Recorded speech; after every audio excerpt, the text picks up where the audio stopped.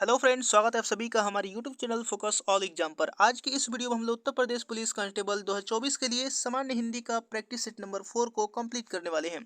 तो इस वीडियो को आप लोग अंत तक जरूर देखिएगा। और इससे पहले हमने 3 सेट कवर करा लिया था। अगर आपने उसे नहीं देखा है तो जाकर के उसे भी देख सकते हैं। तो चलिए बिना देर किए इस वीडियो को शुरू करते हैं और देखते हैं आज का पहला प्रश्न क्या दिया गया है। आज का पहला प्रश्न यहाँ पर है 114 नंबर की निम्नलिखित प्रश्न में 4 विकल्पों में से उस विकल्प का चयन करें जो दी गई लोकोक्ति के लिए सही अर्थ वाला विकल्प है। यहाँ पर लोकोक्ति दिया गया और इसका अर्थ बताना है। घर फूक तमाशा देखना। घर फूक तमाशा देखना का यहाँ पर क्या अर्थ है, दिए गए ऑप्शनों में से बताइए। तो ऑप्शन दिए गए हैं और इसमें से करेक्ट आंसर हो जाएगा ऑप्शन नंबर डी, यानी अपना ही नुकसान कर खुश होना। अगला प्रश्न देखते हैं 115 नंबर। 115 नंबर यहाँ पर दिया गया है कि वह लघुत्तम शब्दांश है जो शब्द के प्रारंभ में लगाने से शब्दों का निर्माण करते हैं, वे कहलाते हैं। तो आपको बताना है वो क्या कहलाते हैं। तो ऑप्शन दिया गया है प्रत्यय, समास, उपसर्ग या फिर विशेषण। तो इसका करेक्ट आंसर हो जाएगा दिए गए ऑप्शनों में से ऑप्शन नंबर सी, यानी उपसर्ग कहलाते हैं। अगला प्रश्न है 116 नंबर। बखूबी, बदौलत एवं बनाम शब्द में आगत उपसर्ग है। आपको बताना है आगत उपसर्ग क्या है बखूबी, बदौलत और बनाम में। तो इसका करेक्ट आंसर हो जाएगा ऑप्शन नंबर ए, यानी ब। अगला प्रश्न देखते हैं 117 नंबर। परिपक्व की भाववाच्य संज्ञा क्या है। तो बताना है परिपक्व की भाववाच्य संज्ञा क्या है। ऑप्शन है परिपूर्ण, परिपक्वन, परिपक्वता या फिर परिपूर्णता। तो इसका करेक्ट आंसर हो जाएगा दिए गए ऑप्शनों में से ऑप्शन नंबर सी, यानी परिपक्वता। अगला प्रश्न देखते हैं 118 नंबर। अब 118 नंबर यहाँ पर दिया गया है कि निम्न में विशेषण शब्द है। आपको बताना है दिए गए ऑप्शनों में से कौन सा विशेषण है। ऑप्शन दिए गए हैं घबराहट, उचित, लड़कपन या फिर कठोरता। तो बताइए इसका करेक्ट आंसर क्या होगा। तो इसका करेक्ट आंसर हो जाएगा ऑप्शन नंबर बी, यानी उचित। उचित जो है वो विशेषण शब्द है। अगला प्रश्न देखते हैं 119 नंबर। इसके बाद यहाँ पर 119 नंबर दिया गया है कि निम्नलिखित में स्त्रीलिंग शब्द है। आपको स्त्रीलिंग शब्द बताना है दिए गए ऑप्शनों में से कौन सा स्त्रीलिंग शब्द है। ऑप्शन दिया गया है गवेषणा, प्रवेश या फिर परिवहन या संविधान। तो बताइए स्त्रीलिंग शब्द कौन सा है। तो इसका करेक्ट आंसर हो जाएगा ऑप्शन नंबर ए, यानी गवेषणा। अगला प्रश्न देखते हैं 120 नंबर। 120 नंबर यहाँ पर दिया गया है कि माता शब्द का बहुवचन रूप है। आपको बताना है माता शब्द का बहुवचन रूप क्या है दिए गए ऑप्शनों में से। ऑप्शन दिया गया है मातो, माताओं, माताएं या फिर माते। तो इसका करेक्ट आंसर क्या होगा। तो इसका करेक्ट आंसर हो जाएगा ऑप्शन नंबर सी, यानी माताएं। अगला प्रश्न है 121 नंबर। 121 नंबर दिया गया है कि भारतीय संविधान में 22 भाषाओं को आधिकारिक भाषा का दर्जा दिया गया है जिनमें यह भाषा शामिल नहीं है। तो बताना है दिए गए ऑप्शनों में से कौन सी भाषा शामिल नहीं है। ऑप्शन है मणिपुरी, मैथिली, भोजपुरी या फिर बोडो। तो इसका करेक्ट आंसर हो जाएगा दिए गए ऑप्शनों में से ऑप्शन नंबर सी, यानी भोजपुरी शामिल नहीं है। अगला प्रश्न है 122 नंबर। इसके बाद यहाँ पर 122 नंबर दिया गया है कि आपके अवकाश का क्या हुआ, कैसा वाक्य है। आपको बताना है कि दिए गए ऑप्शनों में से कैसा वाक्य है आपके अवकाश का क्या हुआ। ऑप्शन दिया गया है संदेहवाचक वाक्य, विधिवाचक वाक्य, प्रश्नवाचक वाक्य या फिर इच्छावाचक वाक्य। तो बताइए इसका करेक्ट आंसर। तो इसका करेक्ट आंसर हो जाएगा ऑप्शन नंबर सी, यानी प्रश्नवाचक वाक्य है। इसके बाद अगला प्रश्न 123 नंबर यहाँ पर दिया गया है कि हाय वह मारा गया। हाय शब्द के बाद प्रयुक्त होने वाला विराम चिन्ह कौन सा है। तो दिए गए ऑप्शनों की सहायता से आपको बताना है कि हाय के बाद जो विराम चिन्ह प्रयुक्त हुआ है उसे क्या कहते हैं। ऑप्शन दिया गया है योजक चिन्ह, पूर्ण विराम चिन्ह, विस्मयवाचक चिन्ह, लाघव चिन्ह। तो इसका करेक्ट आंसर हो जाएगा ऑप्शन नंबर सी, यानी विस्मयवाचक चिन्ह। अगला प्रश्न है 124 नंबर। संबंधवाचक सर्वनाम कौन सा है। आपको बताना है कि संबंधवाचक सर्वनाम कौन सा है दिए गए ऑप्शनों में से। ऑप्शन है जो, कौन, वह, कोई। तो दिए गए ऑप्शनों में से करेक्ट ऑप्शन हो जाएगा ऑप्शन नंबर ए, यानी जो। अगला प्रश्न देखते हैं 125 नंबर। इसके बाद यहाँ पर 125 नंबर दिया गया है कि निम्नलिखित में से कौन सा स्वर मूल स्वर नहीं है। ऑप्शन दिए गए हैं अ, ई, री, ए। तो बताना है इसमें से कौन सा करेक्ट होगा जो स्वर मूल स्वर नहीं है। तो इसका करेक्ट आंसर हो जाएगा ऑप्शन नंबर डी, यानी ए। अगला प्रश्न देखते हैं 126 नंबर। 126 नंबर दिया गया है कि उच्चारण की दृष्टि से व्यंजन अड़ का स्थान है। तो आपको बताना है उच्चारण की दृष्टि से व्यंजन अड़ का स्थान क्या है। ऑप्शन दिए गए हैं दांत, तालु, नासिका या फिर जीभ। तो इसका करेक्ट आंसर हो जाएगा दिए गए ऑप्शनों में से ऑप्शन नंबर सी यानी नासिका। अगला प्रश्न देखते हैं 127 नंबर। 127 नंबर दिया गया है कि निम्नलिखित में तत्सम शब्द कौन सा है। तो बताना है कि तत्सम शब्द कौन सा है दिए गए ऑप्शनों में से। तो इसका करेक्ट आंसर हो जाएगा ऑप्शन नंबर ए यानी दीपक। दीपक जो है वो दिए गए ऑप्शनों में से तत्सम शब्द है। अगला प्रश्न है 128 नंबर। 128 नंबर यहाँ पर दिया गया है कि ठीक समय पर आ जाना में कौन सा कारक है। आपको बताना है कि ठीक समय पर आ जाना में कौन सा कारक है। ऑप्शन दिए गए हैं कर्म, करण, संप्रदान या फिर अधिकरण। तो इसका करेक्ट आंसर हो जाएगा ऑप्शन नंबर डी यानी अधिकरण। अधिकरण कारक है। अगला प्रश्न देखते हैं 129 नंबर। 129 नंबर यहाँ पर दिया गया है कि निम्नलिखित में से कौन सा शब्द प्रेरणार्थक क्रिया है। तो आपको बताना है कि कौन सा शब्द प्रेरणार्थक क्रिया है। ऑप्शन दिए गए हैं बुलाना, जागना, ओढ़ना या फिर जीतना।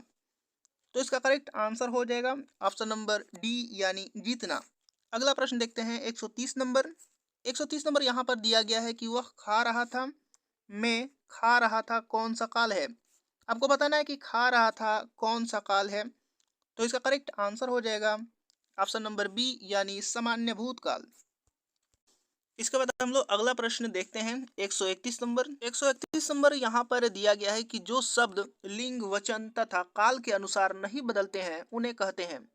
ऑप्शन दिया गया है विकारी शब्द, अविकारी शब्द, रूढ़ शब्द या फिर योगारूढ़ शब्द। तो बताइए इसका करेक्ट आंसर क्या होगा। तो इसका करेक्ट आंसर हो जाएगा ऑप्शन नंबर बी यानी अविकारी शब्द कहलाते हैं। अगला प्रश्न है 132 नंबर। 132 नंबर यहाँ पर दिया गया है कि संकलन शब्द का संधि विच्छेद है। तो बताना है कि संकलन शब्द का संधि विच्छेद क्या है।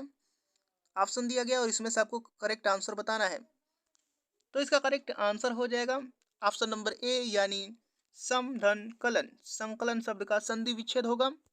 अगला प्रश्न है 133 नंबर। और ये वीडियो आपको पसंद आ रहा है तो इसको लाइक जरूर करते रहिएगा और चैनल को अभी तक सब्सक्राइब नहीं किया है तो चैनल को सब्सक्राइब करके बेल आइकन बटन भी दबा दीजिए। यहाँ पर 133 नंबर दिया गया कि जिसमें चेतना न हो वाक्यांश के लिए निम्नलिखित में से कौन सा शब्द होगा। तो बताना है कौन सा शब्द होगा जिसमें चेतना न हो। ऑप्शन है अचिंत्य, अचेतन, अगम या फिर अक्षम।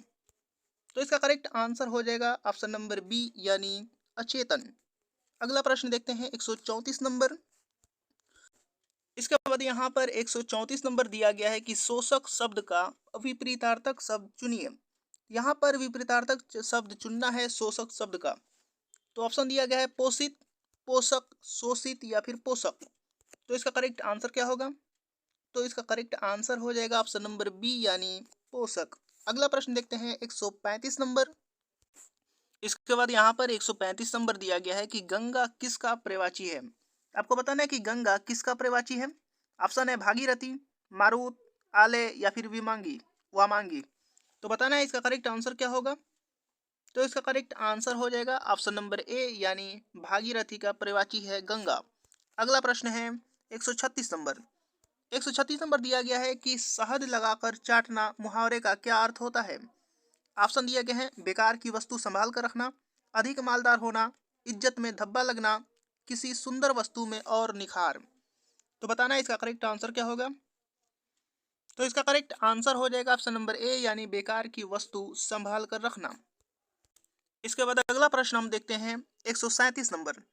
137 नंबर यहाँ पर दिया गया है कि चरण कमल बंदो हरिराई उपर्युक्त काव्य पंक्ति में कौन सा अलंकार है। चरण कमल बंदो हरिराई में अलंकार बताना है दिए गए ऑप्शनों में से। ऑप्शन दिया गया है उपमा अलंकार, रूपक अलंकार, श्लेष अलंकार या फिर उत्प्रेक्षा अलंकार। तो इसका करेक्ट आंसर हो जाएगा ऑप्शन नंबर बी यानी रूपक अलंकार। इसके बाद अगला प्रश्न हम देखते हैं 138 नंबर। 138 नंबर यहाँ पर दिया गया है कि द्रोण का अर्थ है। आपको बताना है कि द्रोण का क्या अर्थ होता है। ऑप्शन यहाँ पर दिए गए और इसमें से आपको करेक्ट आंसर बताना है।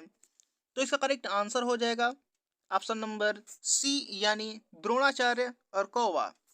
इसके बाद अगला प्रश्न यहाँ पर 139 नंबर दिया गया है कि अभय उभय शब्द युग्म का सही अर्थ है। आपको अभय उभय शब्द युग्म का सही अर्थ बताना है दिए गए ऑप्शनों में से। तो ऑप्शन दिया गया और इसमें से आपको करेक्ट आंसर बताना है। तो इसका करेक्ट आंसर हो जाएगा ऑप्शन नंबर सी, यानी निर्भय दोनों। अभय उभय शब्द का सही अर्थ होता है। अगला प्रश्न देखते हैं 140 नंबर। 140 नंबर यहाँ पर दिया गया है कि तीन वेड़ियां मिलती हैं जहां, यह किस समास के उदाहरण है। तो बताना है कि तीन वेड़ियां मिलती है जहां, यह किस समास का उदाहरण है। ऑप्शन है तत्पुरुष समास, बहुब्रीहि समास, कर्मधारय समास या फिर द्विगु समास। तो इसका करेक्ट आंसर हो जाएगा ऑप्शन नंबर बी, यानी बहुब्रीहि समास की। अगला प्रश्न यहाँ पर 141 से लेकर के 145 तक गद्यांश पर आधारित 5 प्रश्न दिए गए हैं। इसको आप लोग स्वयं कर सकते हैं। हम लोग 146 नंबर को देखते हैं। 146 नंबर यहाँ पर दिया गया है कि किस रस को रसराज कहा जाता है। ऑप्शन है वीर रस, श्रृंगार रस, शांत रस या फिर हास्य रस। रसराज किस रस को कहा जाता है ये आपको बताना है। तो ऑप्शन में से करेक्ट ऑप्शन हो जाएगा ऑप्शन नंबर बी, यानी श्रृंगार रस को कहा जाता है। अगला प्रश्न है 147 नंबर। निम्न पंक्ति में छंद पहचानिए। नीलांबर परिधान हरित पट पर सुंदर है, सूर्य चंद्र युग मुकुट मेखला रत्नाकर है, नदिया प्रेम प्रवाह फूल तारे मंडन है, बंदी जन खगवृंद शेषपन सिंहासन है। तो बताना है कि इस पंक्ति में छंद कौन सा है। पहला दिया गया है रोला, सरसी, प्रतिभा या फिर बरवै। तो इसका करेक्ट आंसर हो जाएगा दिए गए ऑप्शनों में से ऑप्शन नंबर ए, यानी रोला छंद। अगला प्रश्न देखते हैं 148 नंबर। 148 नंबर यहाँ पर दिया गया है कि निम्नलिखित में से कौन सी रचना नागार्जुन की नहीं है। तो आपको बताना है कि कौन सी रचना नागार्जुन की नहीं है। ऑप्शन दिए गए हैं रतिनाथ की चाची, बाबा बटेश्वर नाथ, इमरतिया या फिर दादा कामरेड। तो इसका करेक्ट आंसर हो जाएगा ऑप्शन नंबर डी, यानी दादा कामरेड। अगला प्रश्न 149 नंबर देखते हैं। 149 नंबर यहाँ पर दिया गया है कि ज्ञानदीप किसकी रचना है। तो आपको बताना है कि ज्ञानदीप किसकी रचना है। ऑप्शन है वृंद, भूषण, शेख नभी या फिर रहीम। तो बताना है ज्ञानदीप किसकी रचना है दिए गए ऑप्शनों में से। तो इसका करेक्ट आंसर हो जाएगा ऑप्शन नंबर सी, यानी शेख नबी। अगला प्रश्न है 150 नंबर और इस वीडियो का लास्ट प्रश्न है। रामविलास शर्मा को साहित्य अकादमी पुरस्कार किस वर्ष प्रदान किया गया। ऑप्शन है वर्ष 1970, वर्ष 1975, वर्ष 1998 या फिर 1973 में। तो इसका करेक्ट आंसर हो जाएगा ऑप्शन नंबर ए, यानी वर्ष 1970 में रामविलास शर्मा को साहित्य अकादमी पुरस्कार प्रदान किया गया। उम्मीद करता हूँ कि वीडियो आपको पसंद आया होगा और इसी तरीके के और नए वीडियो देखने के लिए हमारे साथ जुड़े रहिए। और चैनल को अभी तक सब्सक्राइब नहीं किया है तो चैनल को सब्सक्राइब करके बेल आइकन बटन भी दबा दीजिए ताकि हमारा एक वीडियो आपसे मिस ना हो सके। तो मिलते हैं अगले वीडियो में अगले प्रैक्टिस सेट के साथ।